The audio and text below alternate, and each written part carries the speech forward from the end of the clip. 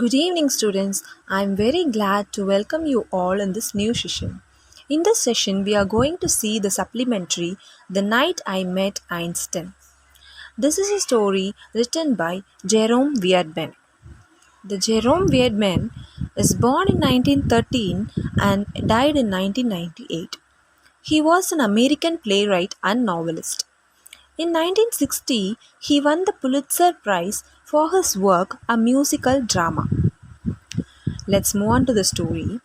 In the story, we are going to learn more about Einstein, who is a scientist. By profession, he is a scientist. His field of science is theoretical physics. His world famous theory is theory of relativity. He was suffering from learning difficulty. Although he was suffering from learning difficulty, he got many awards including the Nobel Prize for his great work. This is a story about the conversation between Einstein and Jerome, which is a turning point in his life. Once, when Jerome was a young boy, he was invited to dinner by a rich man who helps poor. After the dinner, the hostess arranged the chairs for a concert to listen to a very good pianist. Hostess said, "We are going to listen to a very good pianist."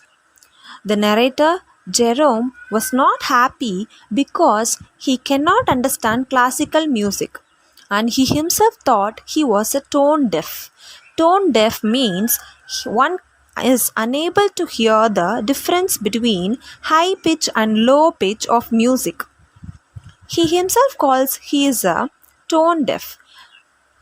He did not pay interest or attention because he does not understand the music. After a while, he heard the clapping sound, so he realized the music concert was over. He doesn't want to be rude or impolite, so he is waiting till the concert is over. Einstein asked a question to narrator, "Are you fond of Bach?" The narrator was surprised to see Einstein because he was a great scientist. Narrator was shocked and replied the truth that he did not know anything about music. He looked surprised. Einstein was surprised and asked, "You have never heard a Bach?" Jerome, the young man, replied that he likes to understand the music so that I could understand Bach. According to Jerome, he is a tone deaf. Einstein got up and asked to come with him. He requested to come with him. Jerome went up with him, and then Einstein took him to a room which had a gramophone. Gramophone, which is an instrument machine for playing recorded music. He asked, "What kind of music do you like?" Jerome replied, "I like songs which is full of words so that I can understand the tune music." So Einstein pleased Jerome to give me an example. "I like Bing Crosby, who is an American singer and actor. He played the music through gramophone." Jerome replied the answer very quickly. Einstein said that you are not tone deaf.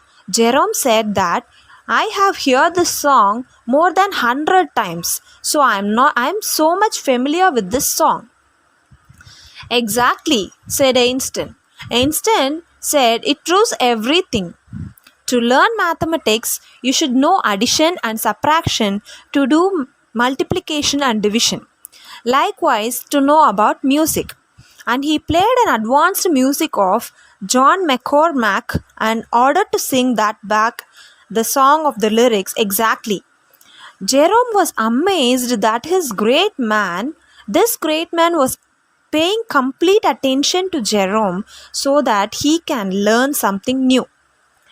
Jerome felt special and most important person in the world. Because Einstein advised to know something, we should have some basic knowledge and understanding, then one can move from easy to difficult level. This was advice given by the Einstein to Jerome. Einstein said, "Just allow yourself to listen." Now, after a complete understanding, Jerome now able to clap sincerely. At last, the narrator, Jerome, realized his strengths, so he could then genuinely enjoy music and clap for it without hesitation. And then they both came back to the concert again. Now, hostess apologized that Einstein that he missed so much in music concert, but Einstein put his arm across his shoulders, across the Jerome's shoulder, and smiled, said, "We engaged in the greatest activity of which a human being is capable of." So, from Einstein's treatment to the young man, we learn that he was a very patient and polite person. He was indeed a good teacher because he identified the weakness of the young man and devoted his time, effort, and knowledge for helping him to overcome his hesitation. He moved step by step in attempting to teach the young man to appreciate classical music. All these things showed he was a true scientist. This lesson shows the difference between normal people like us and scientists like Einstein, because a scientist always tried to do ordinary things extraordinarily. So, students, I will request you to do your work from the bottom of the heart, whether it is singing or listening. That's all for the day. Thank you.